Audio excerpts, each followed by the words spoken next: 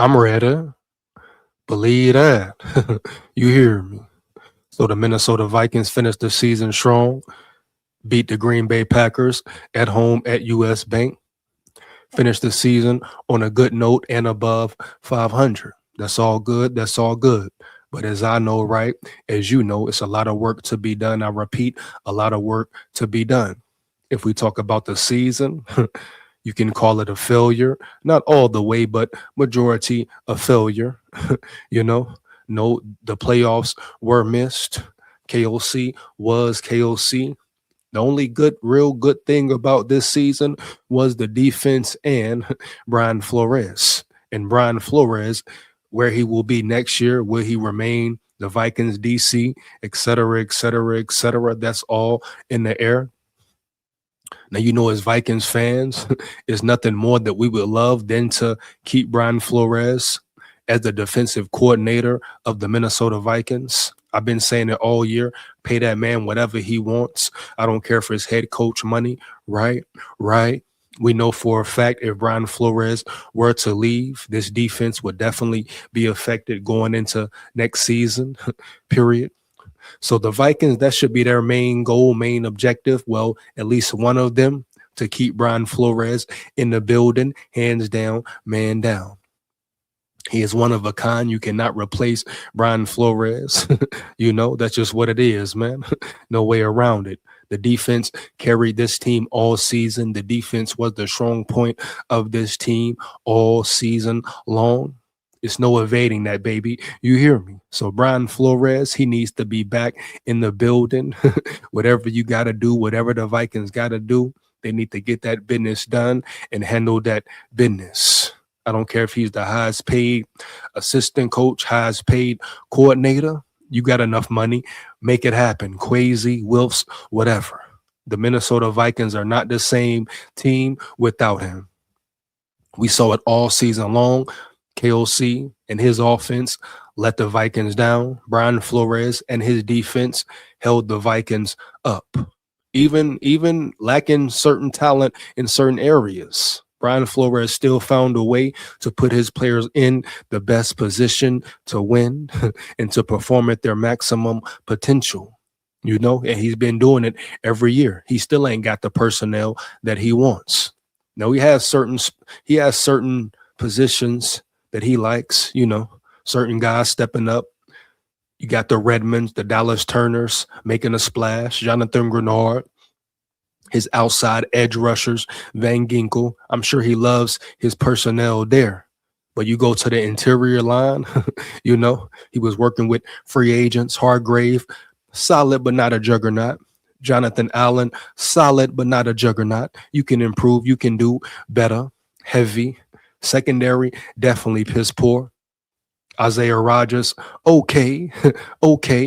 He looked way better than okay in Brian Flores' scheme. But we know at the end of the day, you put Isaiah Rodgers on a different team, he definitely won't perform at the same level. He probably won't even make the cut. And you saw how the Eagles were quickly and swiftly ready to release him. Byron Murphy, good corner. But in Flores' scheme under Flores makes him look great. We talk about the safety position, Theo Jackson, average maybe, baby, average maybe, heavy.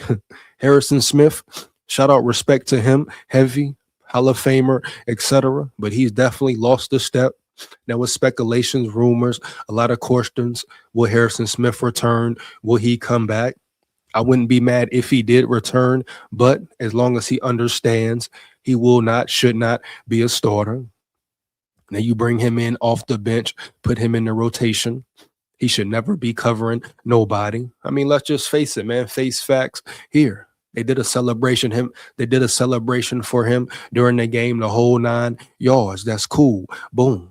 But like I know, he lost a step or two. He should not be a starting safety on this defense any longer. And like I say, you bring him in off the bench, put him in a certain rotation. You put him up close and personal to the line. He can still contribute at a high level. No disrespect to him. You respect his loyalty, his love for Minnesota, all that. A Ring of Honor guy, Hall of Famer, all that. Right. But at the end of the day, we know we need improvements in that secondary and in that safety room.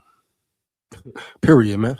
Josh Metellus, another versatile safety. But first off, this offseason, he needs to trim down, lose some weight. But he's not great in coverage. Coverage has been a liability to his game his whole career, period.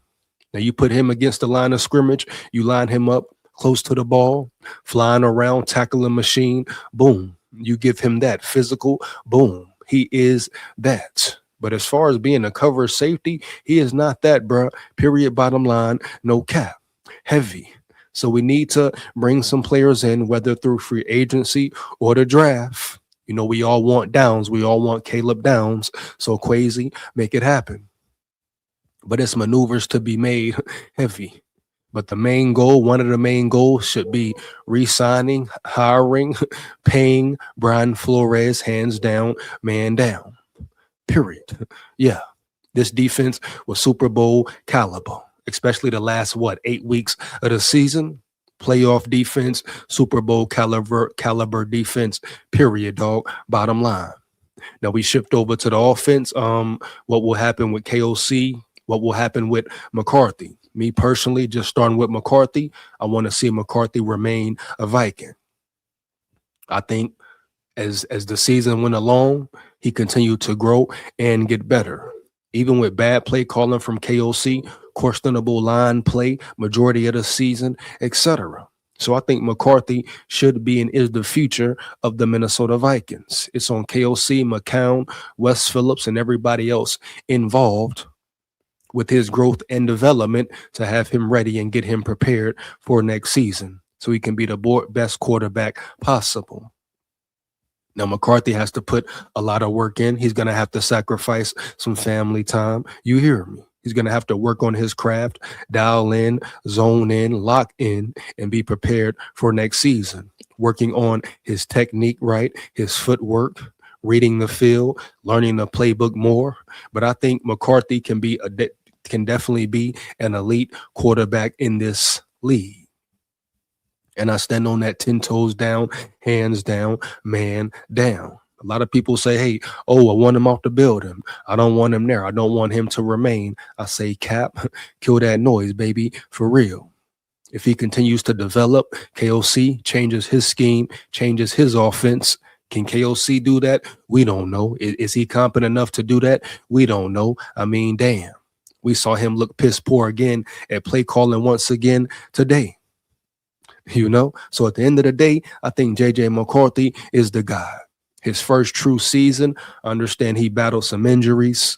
Some people saying get him up out of there because he stay hurt. Hey, man, it's part of the process, dog. It's no guarantee that he will come in next season and be injured or be injury prone like he was this year.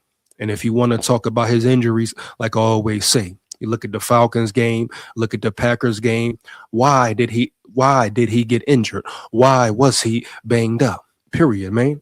Lack of protection, lack of pass blocking, et cetera, et cetera, et cetera, on top of piss poor play calling for the majority of the season. That's the big question, man. That's the big question, if you ask me. Not, is JJ the guy? Not, can he stay healthy? No.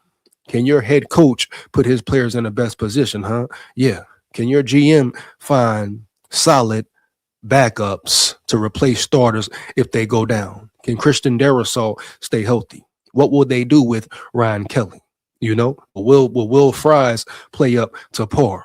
I mean, they signed that man to a multi-year deal, and he was getting his ass kicked today by Green Bay Packers second stringers. So JJ McCarthy, it's questions about him, but he doesn't have the most questions or concern. You shouldn't be more concerned about him than you are that O-line, than you are about your head coach not being able to call plays. Right.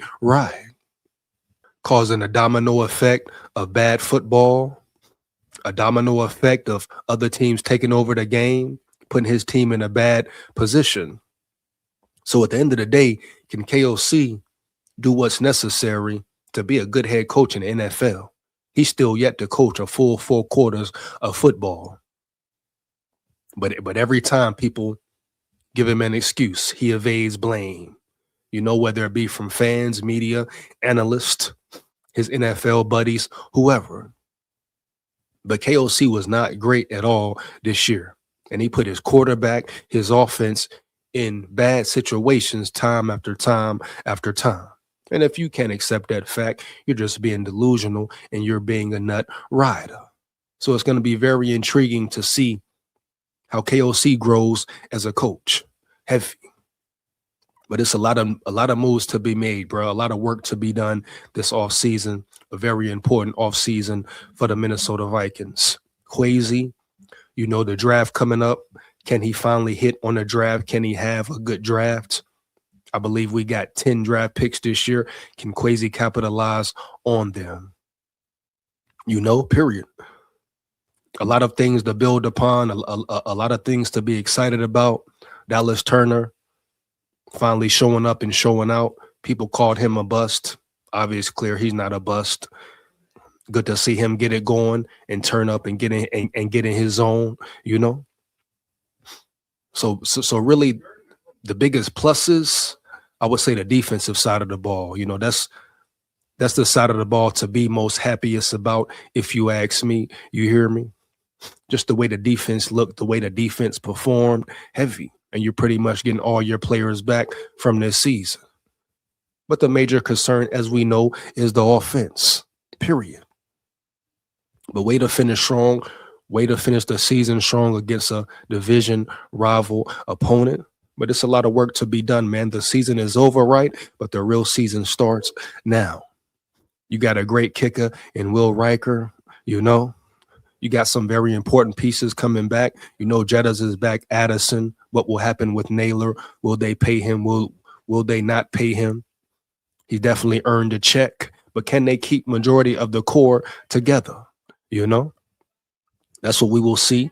And that's what has to be seen, period, man. And we're going to find out. But stay tuned, bro. You know, a lot of lives coming, a lot of news, the draft coming up. Which direction should the Vikings go? And it is what it is, man. You know, SKOL Vikes, win, lose, or draw, heavy. You didn't make the playoffs, but you finish on a win streak. You're in the season, you finish strong. Now you build off of it going into the offseason, bro. You hear me? Heavy. Fire them comments up. Let me know how you feel about the video. You know what it is. Big SKOL here. SKOL Vikes, win, lose, or draw forever. And guess what? We run the North. Yeah.